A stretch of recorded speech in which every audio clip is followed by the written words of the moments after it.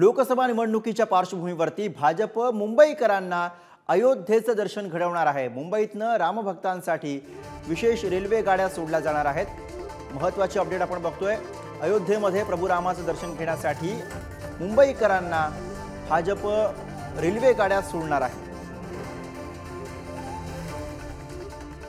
ओम देशमुख आपले प्रतिनिधी सध्या फोन लाईन वरनं आपल्या बरोबर आहेत। ओम देशमुख यांच्याकडून अधिकची माहिती घेऊयात। ओम, गुरुप्रसाद, आता मुंबई भाजपच्या दादर येथील कार्यालयामध्ये भाजपची एक बैठक सुरू आहे आणि मुख्यत्वे राम मंदिराच्या अनुषंगाने काय कार्यक्रम आणखी भव्य प्रकारात आयोजित केले जाऊ शकतील त्याचा निश्चितपणे निवडणुकीत फायदा होईल या अनुषंगाने चर्चा सुरू आहे। यात मुख्यत्वे एक नियोजनाची चर्चा सुद्धा सुरू आहे ती म्हणजे अयोध्येसाठी मुंबई भाजपच्या वतीने 6 रेल्वे गाड्या लोकसभा मतदारसंघनिहाय पाठवण्यात येणार आहेत।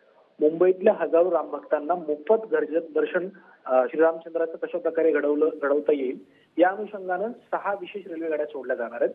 पहिली विशेष रेल्वे 5 तारखेला मुंबईतून सुटेल आणि या सगळ्या संपूर्ण कार्यक्रमाचं नियोजन मुंबई भाजपचे अध्यक्ष आशिष शेलार यांच्या खांद्यावर असणार आहे। त्यामुळे आता मुंबईतील रामभक्तांना साथ घालण्याचा प्रयत्न या निमित्तानं भाजपकडनं होतोय हे आता स्पष्ट झालंय। धन्यवाद ओम या सविस्तर माहितीसाठी।